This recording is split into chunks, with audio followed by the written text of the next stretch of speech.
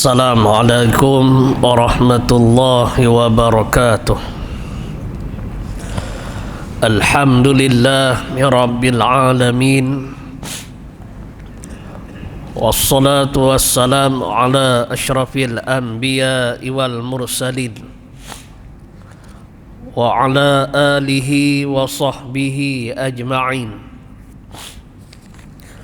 قال الله تعالى في القرآن الكريم قال رب اشرح لي صدري ويسر لي أمري واحلل عقدة من لساني يفقه قولي ولا حول ولا قوة إلا بالله العلي العظيم. Yang dihormati seluruh ahli jawatan Kosa Masjid, yang dihormati Tuan Imam Bilal Siak, tuan-tuan dan puan-puan muslimin muslimat, mudah-mudahan dirahmati Allah Subhanahu wa ta'ala. Alhamdulillah, pertama dan selamanya bersyukur kita kepada Allah Subhanahu wa ta'ala kerana masih lagi memanjangkan umur kita, di mana pada malam ni, malam yang kedua bulan yang ke-6 dalam Islam, Jamadil Akhir 1445 Hijrah, Allah Subhanahu wa ta'ala masih lagi memanjangkan umur kita serta beri kita hidayah dan taufik untuk sama-sama kita hadir solat fardu maghrib secara berjamaah, dan seterusnya kita duduk dalam majlis ilmu. Jadi insya-Allah pada malam ni kita sambung kembali. Kita menggunakan kitab Tafsir Nurul Ihsan jilid yang pertama, sambungan kitab pada muka surat yang ke-17. Kita masih lagi berada di dalam tafsir surah yang kedua, nama surah Al-Baqarah, sambungan baris yang kedua daripada bawah, iaitu ayat 50 daripada surah Al-Baqarah. Maka sambungan ayat pada malam ni masih lagi menyatakan tentang nikmat-nikmat yang Allah Ta'ala berikan kepada golongan Bani Israel, ataupun disebut sebagai ahli kitab, merujuk kepada Yahudi ataupun Nasara. Sambung ayat, a'udzubillahi minasyaitanir rajim. Wa idh faraqna bikumul bahra fa'anjaynakum. Dan ketika, jadi wa idh kena takdir dengan makna uzkur, wadhkuru yakni dan ingatlah, dan ketika yakni ingatlah ketika kami yakni Allah buka dengan sebab kamu, yakni tok nenek kamu, nisbah Bani Israel zaman Nabi Musa itu akan laut. Jadi maksudnya ialah kami, yakni Allah buka, maknanya menyelamatkan nenek moyang kamu ketika kami buka Laut Merah, ataupun disebut sebagai Laut Kulzum. Kemudian sambung ibarat kitab, dia kata hingga masuk, yakni melepas ataupun selamat kamu, yakni tok nenek kamu, akan laut tu lari daripada Firaun. Jadi maksudnya ialah waktu apabila Firaun dan juga tentera dia, ligan Nabi Musa dan juga pengikut Nabi Musa pada waktu tu, jadi menurut setengah riwayat menyatakan bahawasanya jumlah di kalangan pengikut Nabi Musa lebih kurang 600,000 lebih, lebih kurang 600,000 orang. Kemudian bila Allah nak binasakan Firaun ni, Allah Ta'ala arahkan Nabi Musa bawa pengikut dia lari melalui jalan menuju ke arah laut. Ini yang dikatakan takdir, aturan Allah ni, hikmah dia kadang-kadang kita tak tahu. Kalau satu sudut lah kita tengok, misalnya musuh daripada belakang, kemudian kita nak lari, mestilah kita lari tempat yang kita tahu jalan. Yang ni Nabi Musa bawa ikut jalan menuju ke arah laut. Dan laut tu pula tidak ada jambatan, tidak ada titi, tidak ada kapal, tidak ada perahu. Kalau kata kita tu ada waktu tu, mesti kita tanya, takkan tak tahu depan tu laut, sekali nak lari macam mana? Tapi bila kata arahan Allah ni, pasti ada kebaikan. Maka Nabi Musa pun bawa menuju ke arah laut. Kemudian sebelum daripada tu, permintaan Nabi Musa kepada Firaun ni asalnya dua perkara saja, iaitu yang pertama mentauhidkan Allah. Mentauhidkan Allah yang esa. Kemudian yang kedua, bebaskan Bani Israel ni, iaitu nak bawa pulang balik ke negeri Syam. Jadi pada peringkat awal Firaun janji nak tunaikan perjanjian tu, tetapi dia tak tunaikan. Maka disebabkan begitu, maka Allah Ta'ala arahkan Nabi Musa bawa lari pengikut dia ikut jalan ke arah laut. Sebab tu kita sebut tadi, dari segi hukum adat, tidak ada jalan nak lalu bila sampai depan laut. Sedangkan tentera Firaun duk ligan daripada belakang. Jadi dalam riwayat sebut, mereka tentera Firaun ni terlewat ligan, sebab pada malam tu mereka adakan majlis keramaian lah.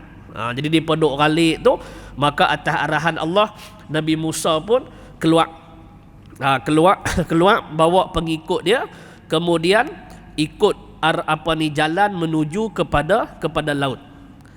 Sebab tu apabila sampai di depan laut, ada pengikut Nabi Musa yang menangis susah hati. Pengikut Nabi Musa yang menangis susah hati. Sebab apa menangis susah hati? Kerana dari segi adat membawa kepada mati. Bawa kepada mati sebab Firaun ligan daripada belakang. Tetapi bagi orang yang yakin, mereka diam. Mereka diam sebab mereka tahu Nabi Musa ni adalah Nabi lagi Rasul. Dan setiap apa yang Nabi Musa buat, semuanya wahyu daripada Allah. Maka tidak perlu risau. Tu maksud dia gitu. Kemudian apa kata Nabi Musa? Mereka akan turut walaupun terjun laut. Ini bagi golongan yang benar-benar yakin. Golongan yang benar-benar yakin. Itu maksud dia gitu. Baik. Kemudian bagi yang ragu ni, duk tanya macam-macam. Duk tanya macam-macam. Jadi antaranya ialah mereka tanya, ni laut depan ni, nak pi kok mana? Sedangkan laut di depan. Kemudian nak pergi kod mana? Kemudian daripada sini pula gambaran iman seseorang ni dia tidak sama. Gambaran iman seseorang ni dia tidak sama. Bagi yang tinggi sungguh, kemas sungguh, kemudian tak tanya dah. Adapun bagi yang kurang sikit membawa kepada risau. Bawa kepada risau. Tu maksud dia gitu. Sebab tu ada juga pengikut yang tanya, kok mana ni Nabi Musa jalan nak pi ni laut? Nabi Musa diam. Depa kata lagi, adakah arahan Allah? Jawab Nabi Musa, ya. Bila dengar kata Allah Ta'ala suruh, maka mereka faham pasti akan ada jalan ataupun pasti akan ada hikmah yang tertentu. Jadi apabila sampai di hadapan laut tu, maka Allah Ta'ala suruh Nabi Musa katok tongkat. Allah Ta'ala wahyukan kepada Nabi Musa di dalam surah Asy-Syu'ara pada ayat 63. Allah Ta'ala berfirman, فَأَوْحَيْنَا إِلَى مُوسَىٰ أَنِ اضْرِب بِّعَصَاكَ الْبَحْرَ فَانْفَلَقَ فَكَانَ كُلُّ فِرْقٍ كَالطَّوْدِ الْعَظِيمِ. Yang bermaksud, lalu kami wahyukan kepada Nabi Musa, pukullah lautan itu dengan tongkatmu. Maka terbelahlah lautan itu dan tiap-tiap belahan adalah seperti gunung yang besar. Jadi atas takdir Allah ni, air yang bersifat cair jadi kerah seperti batu, kemudian boleh jalan. Sebab tu kalau kita mengaji hukum akal, ianya satu perkara yang harus. Adapun kalau kita tilik segi hukum adat, mustahil lah. Tapi bila kita tilik segi hukum akal, harus. Allah Ta'ala Maha Kuasa. Kemudian bila kita tilik kepada hukum syarak, ianya merupakan wajib. Kerana apa? Kerana ada nas Quran yang menyatakan. Jadi daripada situ tu maka jadilah 12 lorong. 12 lorong ni asbab daripada 12 keturunan Bani Israel. Mereka pun lintah sampailah ke seberang sana. Jadi apabila dah sampai ke seberang sana, maka Nabi Musa nak katok balik tongkat supaya air yang dah beku tadi itu jadi cayak balik. Jadi dari segi hukum adatnya, bila Firaun sampai, dia tak boleh nak lintah lah. Sebab apa? Dah terpisah dengan laut. Tetapi ni yang dikatakan aturan Allah ni, yang kadang-kadang kita tak nampak hikmah dia. Iaitu Allah Ta'ala kata dekat Nabi Musa, tunggu Ustaz, tunggu bagi Firaun dengan rombongan dia tu mai dulu. Tunggu Ustaz. Ni yang kadang kita kata ni, kadang-kadang takdir Allah tu, hikmah dia tu kita tak nampak. Sebab tu setiap apa yang Allah Ta'ala buat tidak sia-sia. Sebagaimana disebut dalam Ali Imran ayat 191, alladzina yadhkuruna Allaha qiyama wa qu'uda wa ala junubihim wa yatafakkaruna fi khalqis samawati wal ard rabbana ma khalaqta hadza batila, yang bermaksud iaitu alladzina yadhkuru, yakni orang-orang yang sentiasa mengingati Allah waktu berdiri, waktu duduk dan juga waktu baring. Wa yatafakkaruna fi khalqis samawati wal ard, dan mereka ni sentiasa memikirkan tentang kejadian langit dan juga bumi. Lalu mereka berkata, Rabbana, wahai Tuhan kami, ma khalaqta hadza batila, tidaklah engkau menjadikan sesuatu dengan sia-sia. Jadi dari sini ni secara umumnya, apa yang Allah Ta'ala kehendaki itu semuanya ada hikmah dia. Itu maksud dia gitu. Baik. Jadi balik kepada cerita tentang Firaun ni, apabila dia sampai di depan laut, dia naik kuda. Jadi kuda Firaun ni tak mau turun. Pada peringkat awal tu dia tak mau turun, dia berhenti di tepi laut tu, dia tak mau turun. Dia tak mau turun pada peringkat awal. Lalu Allah Ta'ala hantar malaikat Jibril naik kuda betina. Dia hantar malaikat Jibril naik kuda betina, kemudian lintah. Bila kuda betina tu lintah, kuda Firaun ni ialah jantan. Bila kuda Firaun ni jantan, dia tengok kuda betina tu lintah, maka dia pun ikut lintah. Jadi daripada sini ni lah, kalau kita tengok cerita Nujum Pak Belalang tu. Cerita Nujum Pak Belalang, waktu Haji Bakhil soal jawab teka-teki dengan Piramli tu, yang dia kata 2 ekor anak itik yang baru menetah tu, seekor jantan, seekor betina. Kalau Tok Nujum bijak laksana, cuba teka yang mana jantan, yang mana betina. Kemudian kata Piramli, ini senang saja. Senanglah belalang hebak dekat hang dah. Kemudian dia ambil 2 ekor itik tu, anak itik tu, dia letak dalam akuarium. Bila letak dalam akuarium, sekok depan, sekok belakang. Kata Piramli, kalau Tok Nujum nak tahu, yang belakang tu jantan, yang depan tu betina. Sebabnya, ada sebabnya. Dah menjadi lumrah manusia. Si jantan jumpa si betina, apa dia buat? Dikejarnya lah. Siapa yang kejar? Jantan. Yang belakang tu itik jantan. Jadi bila kita baca tafsiran mengenai peristiwa ni, maka satu sudutnya kita tengok, di sini Piramli dia ambil. Dia ambil tu maknanya dia letak dalam cerita Nujum Pak Belalang tu. Tu maksud dia gitu nah. Baik, tak apalah tu. Jadi apabila kuda betina malaikat Jibril tu naik lintah, kuda hak Firaun naik tadi ni, asalnya dia berhenti, dia tak mau lintah. Bila dia tengok kuda betina tu lintah, maka dia pun gerak habis. Waktu lintah tu, dengan megahnya Firaun kata, tengok hari ni ayak beku dengan sebab aku.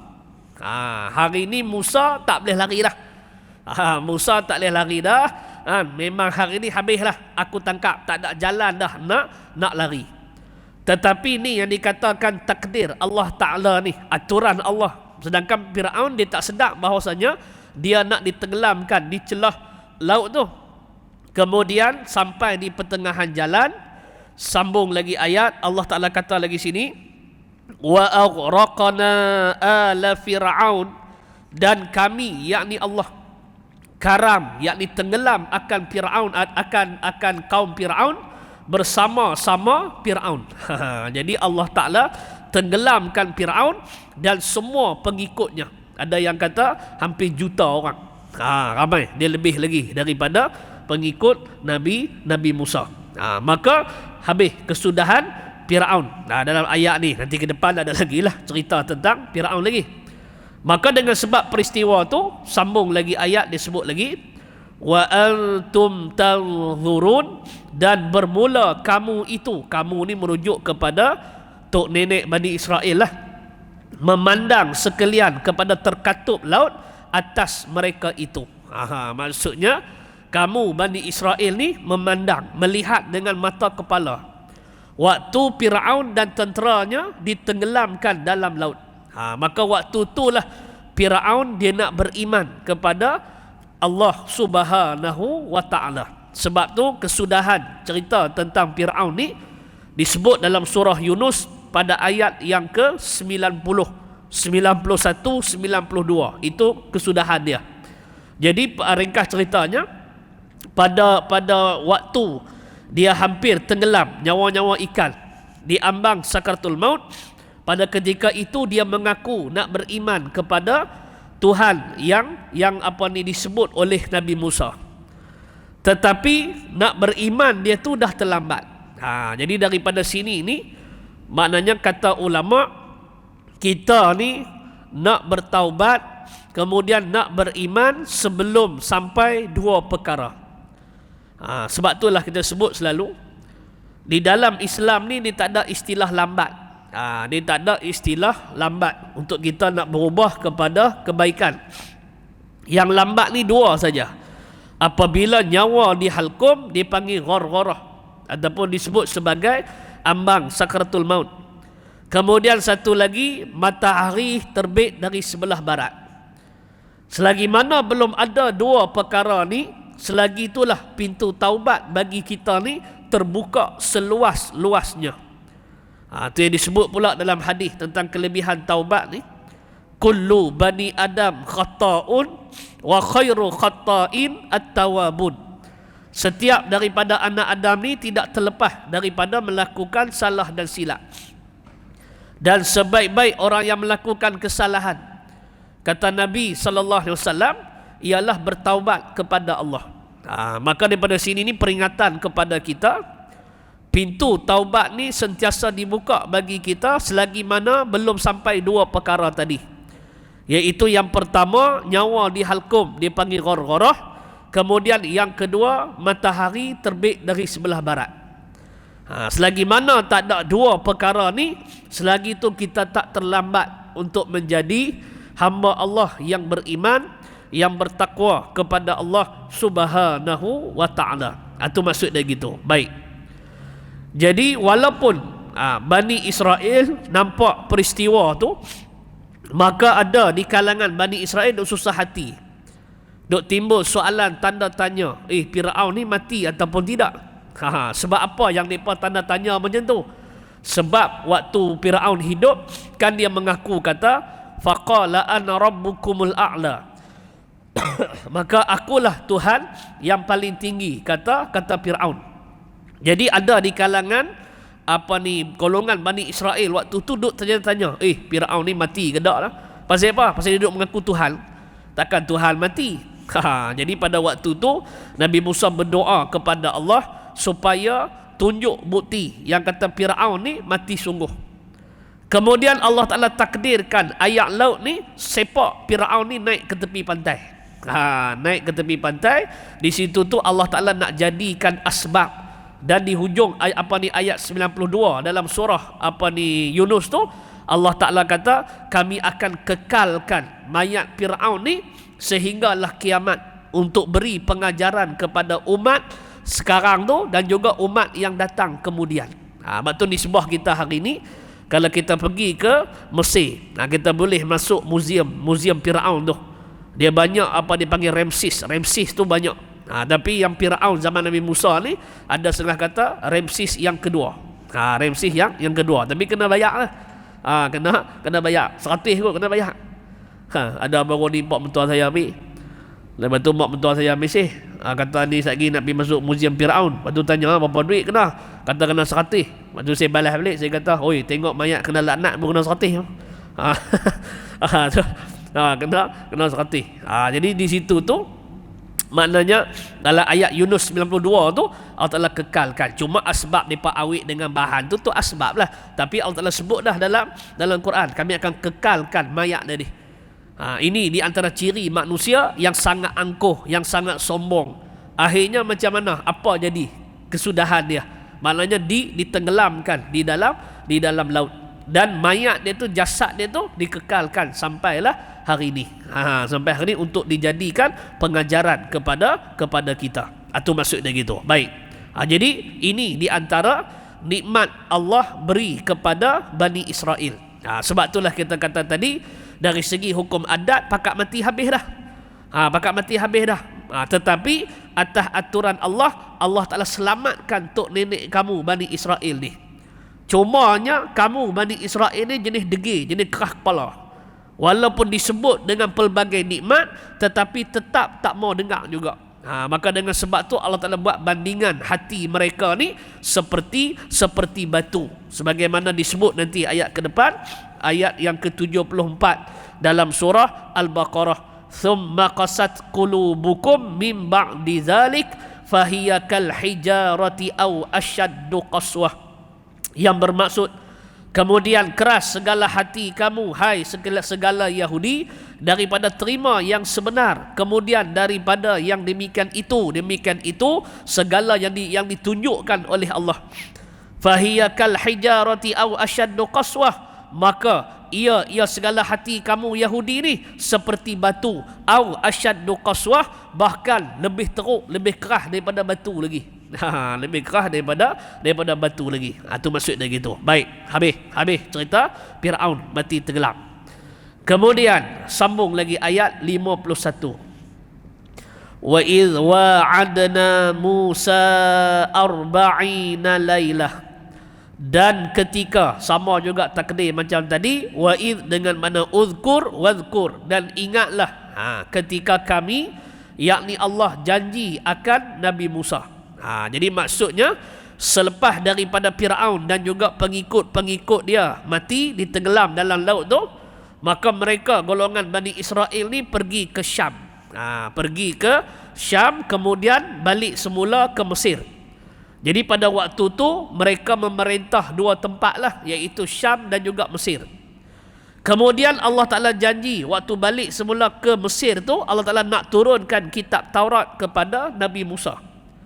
Jadi sebelum daripada turun kitab Taurat ni, golongan Bani Israel ni mengikut syariat Nabi Ibrahim lah. Mengikut syariat Nabi Ibrahim alaihissalam. Kemudian Allah Ta'ala arahkan Nabi Musa pergi ke Bukit Tursina. Jadi sebelum turun kitab Taurat juga disebut sebagai suhuf-suhuf. Dalam surah Al-Ala tu ayat lah tu, suhufi Ibrahim wa Musa. Suhuf-suhuf Ibrahim dan juga Nabi Musa. Kemudian lama mana tu untuk terima kitab Taurat tu, sambung lagi dia kata 40 malam. Jadi maknanya Nabi Musa pergi ke satu tempat miqat, iaitulah Bukit Tursina tu. Kemudian ada pendapat lain kata satu bukit di Palestin. Tetapi yang kuatnya yang kata Bukit Tursina tu lah. Sebab tu Bukit Tursina ni juga kalau kita pergi ke Mesir, siapa yang mampu naik atas tu boleh naik. Boleh naik. Dia tinggi dia sekali ganda lagi daripada Gua Hira. Dia tinggi sekali lagi. Maknanya dia tinggi lagi. Jadi di atas tu biasanya tempat semayang lah. Biasanya orang naik waktu malam. Biasa naik waktu malam. Jadi naik tu dia trek dia batu lah. Batu. Jadi pak mentua saya pergi baru ni, saya tanya dia. Dia naik baru ni, dia naik. Lepas tu saya tanya lah, saya kata apa ni, abah naik atas tu macam mana, tinggi tak? Dia kata tinggi tak, lepas tu jalan ni batu-batu, mana pakai kasut sport sesuai lah. Kemudian kalau macam kita tak larat, boleh naik dengan unta dah, tapi kena bayar lah. Kena bayar. Dia kira one way lah, pergi bayar lain, kalau nak balik pula bayar lain. Tapi kalau kata pergi nak naik, nak turun jalan kaki, tak apa, boleh. Boleh juga. Boleh juga. Kemudian tanyalah naik pukul berapa? Naik pukul 12 sampai atas lebih kurang pukul 3 pagi. Lebih kurang pukul 3 pagi. Jadi semayang di atas tu. Semayang subuh di atas tu. Boleh naik. Itu mana tempat Nabi Musa terima kitab Taurat. Jadi tempat-tempat macam tu dia ada keberkatan dia. Dia ada keberkatan dia. Sebab tu kalau ada rezeki, kalau kita pergi tu, kalau mampu naik lah. Kalau tak mampu naik, tak apa lah, duduk bawah lah. Kalau mampu naik. Itu maksud dia gitu nah. Baik, tak apalah tu. Jadi maknanya waktu keluar tu, waktu keluar 40 malam. Disebut sini arba'ina lailah. Bila tarikh keluar tu, sini tidak dinyatakan. Jadi kalau kita tengok dalam tafsiran, waktu Nabi Musa keluar tu awal bulan Zulqaidah. Awal bulan Zulqaidah. Kemudian 10 hari bulan Zulhijjah. 10 hari bulan Zulhijjah. Jadi dalam satu riwayat sebut, waktu Nabi Musa nak keluar, nak ambil kitab Taurat ni, Nabi Musa berpuasa. Nabi Musa berpuasa. Jadi apabila berpuasa, makruhlah bersugi. Makruh bersugi setelah tergelincir matahari. Setelah tergelincir matahari, kalau di sebuah kita hari ini, bila masuk Zuhur, pendapat yang masyhurnya, bila dalam bulan kita puasa ataupun dalam bulan Ramadan, makruh kita bersugi bila gelincir matahari sampailah tenggelam matahari, masuk maghrib, lepas tu sunat balik yang kata bersugi. Jadi yang kata bersugi ni bukan semata-mata guna kayu arak tu semata-mata. Yang bergigi itu hasil juga bersugi. Hasil juga, mana dipanggil bersugi juga. Itu maksud dia gitu. Cuma bila uruf kita ni, bila sebut bersugi, mana kita faham guna kayu arak tu lah. Guna kayu sugi tu. Baik, tak apalah tu. Kemudian bila sampai hari yang ke-30, di sini ni Allah Ta'ala nak jadikan asbab. Bila sampai hari yang ke-30, Nabi Musa bersugi. Dia bersugi selepas gelincir matahari, dia pun bersugi. Bila dia bersugi, kata malaikat, bau wangi mulut kamu tu dah hilang dah. Dah hilang dah. Maka dengan sebab tu Allah Ta'ala denda, tambah lagi 10 hari. Maka jadilah 40 hari. Jadilah 40 hari. Asalnya suruh pula 30 hari lah. Tapi oleh kerana nak jadikan asbab tu, Nabi Musa pun bersugi pada hari yang ke-30 apabila gelincir matahari, maka kena tambah lagi 10 hari, jadilah 40. Maka di sini jelas disebut arba'ina lailah, makna 40 malam. Kemudian dalam bab bersugi ni, pada dalam bab bulan puasa ni, ataupun kita sedang berpuasa, sebab tu pendapat yang kuatnya ialah selepas gelincir matahari masuk Zuhur sampai ke maghrib tu, makruh kita bersugi atas alasan. Atas ilat dia ialah kerana bau mulut orang yang berpuasa ni di sisi Allah ni wangi, di sisi Allah. Bukan di sisi kita. Di sisi Allah ni wangi. Jadi dengan sebab itulah, ilat sebab itulah, maka makruh kita bersugi. Kemudian ada pendapat kata tak makruh. Sebab apa? Sebab kalau bersugi pun tidak menghilangkan bau mulut tu, kerana bau mulut tu datang daripada perut yang kosong, bukan dengan sebab bersugi. Itu dari segi pendapat ulama. Cumanya pendapat yang kuatnya, apabila dalam bulan Ramadan ketika kita berpuasa, gelincir jam matahari sampai masuk maghrib, di situ tu makruh kita bersugi. Adapun sebelum gelincir matahari, yang tu sunat lah. Maknanya contoh waktu pagi, yang tu sunat. Tapi bila dah masuk Zuhur sampai ke maghrib, yang tu makruh. Kemudian bila masuk maghrib, sunat pula. Sunat pula kita bersugi. Itu maksud dia gitu nah. Baik, tak apalah tu. Jadi daripada situ tu asbab tambah bagi cukup 40. 40 hari. Itu makna arba'ina lailah. Okey. Kemudian sambung lagi, ibarat kitab dia sebut lagi, kami hendak beri, kami ni Allah lah. Kami hendak beri Taurat ketika cukupnya 40 hari supaya kamu merujuk pada Nabi Musa dan juga Bani Israel ni amal dengannya dengan kitab Taurat. Jadi isi kitab Taurat ni terdapat hukum hakam berkaitan dengan syariat pada ketika itu. Lagi pula dia cara penurunan kitab Taurat ni maknanya sekaligus, sekali turun selesai. Berbeza dengan Quran. Quran dia mengambil masa 23 tahun atas jalan takriban lebih kurang 23 tahun. Penurunan Al-Quran sedikit demi sedikit. Adapun dalam bab Taurat ni turun sekaligus. Turun sekaligus. Itu maksud dia gitu. Baik, habis. Kemudian dalam masa yang sama, waktu Nabi Musa munajat untuk ambil kitab Taurat tu, maka apa berlaku kepada kaum dia? Sambung lagi ayat, thumma takhadtumul ijla min ba'di. Kemudian kamu, yakni Bani Israel zaman Nabi Musa, ambil akan ijil. Apa ijil? Yakni gambar anak lembu yang ditempa, yang dibuat akan ijil, iaitu patung anak lembu tu oleh Samiri. Oleh Samiri. Jadi dalam waktu Nabi Musa tengah munajat nak ambil kitab Taurat tu, terjadi satu ujian pula dah kepada kaum Bani Israel ni, iaitu mereka ambil patung anak lembu ni jadi sembahan. Jadi patung anak lembu ni dibuat, ditempa oleh Musa Samiri. Maka Musa Samiri ni ialah orang munafik zaman Nabi Musa. Orang munafik zaman Nabi Musa. Kalau kita tengok dalam riwayat, Musa Samiri ni waktu kecil dibela oleh malaikat Jibril. Malaikat Jibril duk bela dia. Maknanya duk bela atas arahan Allah lah. Adapun Nabi Musa dibela oleh Fir'aun waktu kecil. Jadi semua ni atas kehendak Allah. Walaupun Musa Samiri ni dibela oleh Jibril, bila besar jadi kupu. Adapun Nabi Musa dibela oleh Fir'aun. Kemudian bila besar jadi Nabi lagi Rasul. Ini atas kehendak Allah. Maka pada ketika itu dia buat patung anak lembu ni. Dia buat patung anak lembu, kemudian dia pergi hasut segala orang Bani Israel ni pada waktu tu supaya sembah patung anak lembu ni. Di antara cara dia duk ajak mereka ni sembah, dia kata ni, hak Nabi Musa tak ada ni, dia pergi munajat ni, dia suruh sembah hak ni.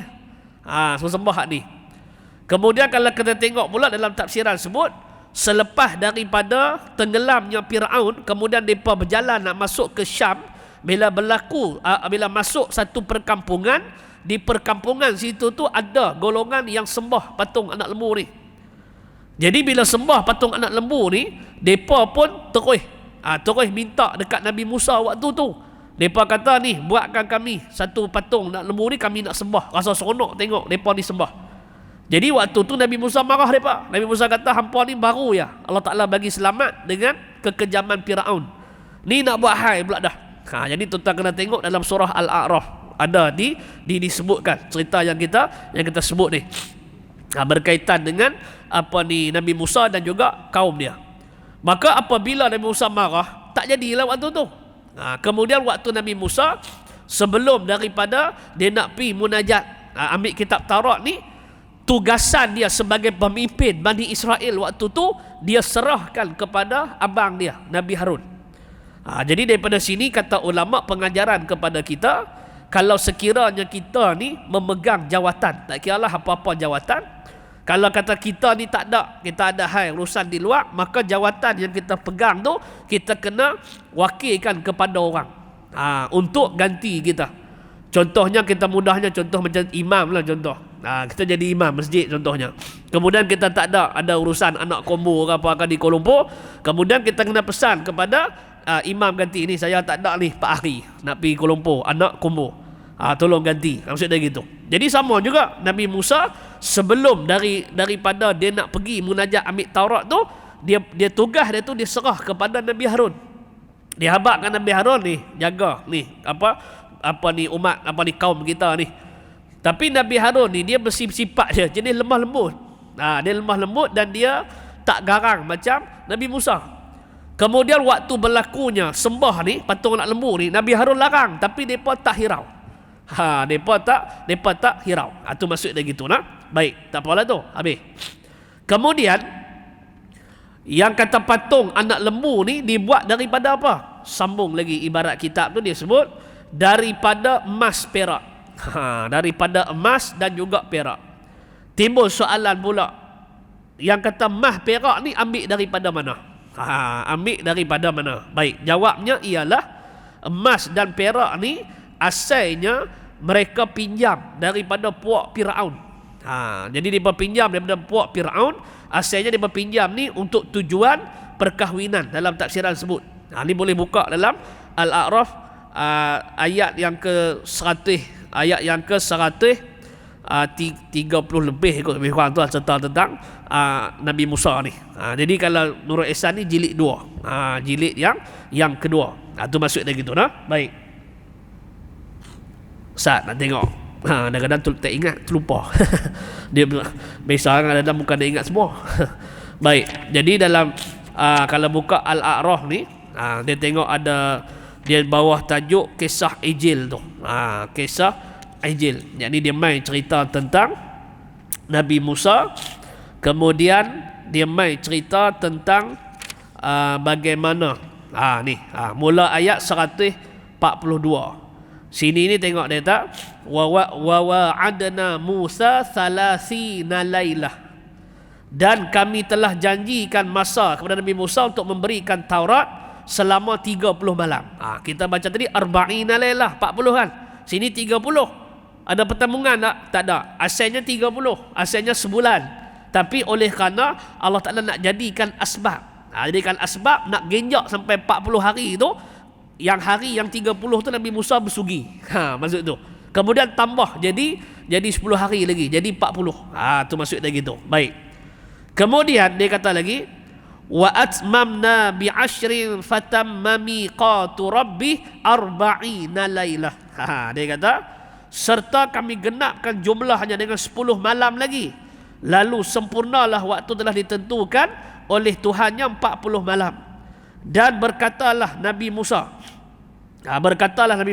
kepada saudaranya Nabi Harun semasa keluar menerima Taurat, gantilah aku dalam urusan memimpin kaumku, perbaikilah keadaan mereka sepeninggalanku, dan janganlah engkau menurut jalan orang-orang yang melakukan kerosakan. Dia pesan dekat abang dia, jaga elok-elok daripada mereka ni. Jaga elok-elok daripada mereka ni. Baik, tak apalah tu. Kemudian daripada sini ni cerita dia terima Taurat apa semuanya. Kemudian dia mai ke depan tu nanti. Iaitu kalau tengok pula ayat yang ke 148 tu. Wattakhadha qaumu Musa min ba'dihi min huliyihim ijlan jasadan lahu khuwar. Dan dia kata kaum Nabi Musa sesudah dia pergi ke bukit Tursina, mereka buat daripada barang-barang emas perhiasan mereka patung anak lembu tu. Tu macam tahap tu itu tak tengok lah. Jadi tu tak kata main mana pula emas perak ni. Jadi asalnya dia pinjam hak Firaun punya. Pinjam hak Firaun. Jalan Firaun pun orang bawah mereka lah. Maknanya waktu tu Firaun dia berkuasa. Jadi bila supaya macam kita toke pekerja nak main pinjam, kita bagilah. Jangan lebih kurang betul lah. Jadi bila dah pinjam tu, tak dan nak bagi balik, berlaku peristiwa tenggelam tu. Tenggelam dalam laut. Jadi baki yang kata mah itulah, mah perak itulah yang Musa Samiri ni dia cairkan, kemudian dia tempah patung anak lembu jadi jasad. Jadi jasad. Kemudian bekas tapak kaki yang hak kata kuda betina yang malaikat Jibril naik tu, dia ambil rumput tu, dia letak dalam mulut patung anak lembu tu, maka khuar ni maknanya dia boleh mengembuh. Dia tak boleh cakap tapi dia boleh mengembuh. Maksud dia gitu. Dia boleh mengembuh. Tu mana jasadan ijla, maknanya bertubuh, kemudian khuar ni maknanya mengembuh. Dia boleh boh begitu tapi dia tak boleh cakap. Tak boleh cakap. Tu maksud dia dah. Baik, tak apalah tu. Kemudian sama-sama depa ni duk bincang macam mana dengan mah perak ni. Kemudian depa bakar. Bila depa bakar jadi cayak, maka dengan cayak itulah dibuat patung anak lembu. Jadi daripada sini inilah asal agama sembah anak lembu. Sebab itulah sebab apa yang dia buat patung anak lembu ni? Kerana puak Bani Israel kita sebut dah tadi, dia pernah minta dekat Nabi Musa untuk sembah anak lembu. ketika seberang selepas selamat daripada Firaun, maka masuk satu kampung ada orang yang sembah patung anak lembu, maka mereka rasa berkenan nak sembah patung anak lembu tu, minta kat Nabi Musa untuk sembah. Jadi di sini pula pengajaran kepada kita, depa tak tanya dulu boleh ke tak, tetapi depa suruh terus Nabi Musa buat. Yang ni silap. Sebab tu pengajaran di sini ni, apa yang kita nak buat kita tanya dulu boleh ataupun tidak. Jangan kita terus minta untuk buat. Sebab benda tu benda yang tak jelas. Kalau benda tu benda yang jelas, tak payah minta lah. Contohnya hari Jumaat kena sembahyang Jumaat bagi lelaki-lelaki yang bermukim, yang bermastatin. Yang tu kena lah, tak payah minta lah tu. Hak ni mereka nak buat, nak sembah patung anak lembu ni, mereka kata, wahai Musa, buat kat kami ni patung anak lembu ni, kami nak sembah. Jadi situ tu salah lah. Di sinilah pengajaran kepada kita, apa-apa kita nak buat kena tanya dulu boleh ataupun tidak. Boleh ataupun tidak. Ni kita masuk contoh saham ni, boleh ataupun tidak. Kita nak melabur sini, boleh ataupun tidak. Siapa dia penasihat syariah dia? Siapa dia yang bahagian agama dia, ni halal ke tak, terlibat dengan riba ke tak, contohnya gitu. Kena tanya dulu, ni tak terus buat. Tu maksud dia gitu nah. Baik. Jadi bila mereka minta macam tu, kata Nabi Musa, kita ni baru je selamat daripada kekejaman Firaun, nak buat perangai tak elok pula. Jadi waktu tu mereka pun serap. Kemudian bila sampai masa Nabi Musa nak ambil kitab Taurat, waktu tu Musa Samiri ni dia ambil peluang. Dia buat patung anak lembu daripada mah yang dileburkan tu, kemudian dijadikan sembahan. Tu maksud dia gitu. Baik, habis. Kemudian sambung lagi, dia kata, kamu sembah perbuat Tuhan daripada kemudian pergi Musa kepada tempat janji kami. Maknanya kamu sembah patung anak lembu ni buat Tuhan. Jadi sebab tu kita kata tadi, asalnya lembu yang ditempa ni tak boleh bunyi apa-apa. Tapi yang kata Musa Samiri ni dia ambil rumput daripada bekas tapak kaki kuda Jibril tu. Jadi dia ambil rumput tu, dia letak dalam mulut tu, maka dengan izin Allah keluar. Maknanya lembu tadi tu dia boleh mengemboh. Bila dah siap, Musa Samiri kata, inilah Tuhan yang Nabi Musa pi cari tu. Maka mai sini kita sembah. Mai sini kita sembah. Itu maksud dia gitu. Baik, habis. Kemudian sambung lagi ayat, dia sebut lagi, wa antum zalimun, dan bermula kamu itu zalim sekalian kerana hantar kamu akan ibadah kamu bagi lain Allah Ta'ala. Jadi zalim dengan makna meletakkan sesuatu tidak kena pada tempat. Contoh, kaki Allah Ta'ala beri hikmah untuk berjalan tempat ibadah, tetapi kita jalan kepada tempat maksiat, maka zalim kaki kita. Begitu juga hal-hal lain. Maka dalam bab ni, salah bab ibadah, maka termasuk zalim. Kerana yang hanya layak disembah ialah Allah Subhanahu wa Ta'ala sahaja. Itu maksud dia gitu. Baik, habis tu. Kemudian sambung lagi, dia kata sikit lagi nah, ayat 52. Thumma afawna ankum min ba'di zalik. Kemudian kami, yakni Allah, maaf daripada kamu dosa kamu. Jadi selepas daripada tu Allah Ta'ala beri keampunan dosa kepada mereka. Jadi keampunan pada waktu tu, syariat pada waktu tu, taubat ialah dengan bunuh diri. Nanti ayat ke depan sebut mana taubat dengan bunuh diri. Kemudian dia kata daripada yang demikian itu, kemudian daripada yang demikian itu perbuatan sembah patung anak lembu tu. Kemudian apa hikmah dia? La'allakum tashkurun, mudah-mudahan kamu syukur akan nikmat kamu, mudah-mudahan kamu syukur akan nikmat kami, ampun atas kamu tu. Jadi dengan sebab kami beri keampunan kepada kamu tu, mudah-mudahan kamu jadi golongan orang-orang yang bersyukur. Tu maksud dia gitu. Baik, habis hak tu. Kemudian kita berhenti dulu dekat tu. Kemudian nanti kita sambung insya-Allah tahun depan ada. Kita sambung tahun depan insya-Allah ayat 53, wa idz ataina Musal kitaba wal furqan. Sambung situ. Nanti dia mai ke depan ni cerita bagaimana cara mereka bertaubat. Bagaimana cara mereka bertaubat. Wallahu a'lam. Jadi saya mohon maaf jika terkasar bahasa. Wabillahi taufiq wal hidayah. Assalamualaikum warahmatullahi wabarakatuh. Bismillahirrahmanirrahim. Alhamdulillahi rabbil alamin. Hamdan yuwafi ni'amahu wa yukafi'u mazidah. Ya Rabbana lakal hamdu kama yanbaghi li jalali wajhikal karim wa azim sultanik. Allahumma ighfir lana dhunubana wa liwalidina warhamhum kama rabbawna sighara. ولجميع المسلمين والمسلمات والمؤمنين والمؤمنات الأحياء منهم والأموات برحمتك يا أرحم الراحمين. ربنا آتنا في الدنيا حسنة وفي الآخرة حسنة وقنا عذاب النار. وصلى الله على سيدنا محمد وعلى آله وصحبه وبارك وسلم. والحمد لله رب العالمين.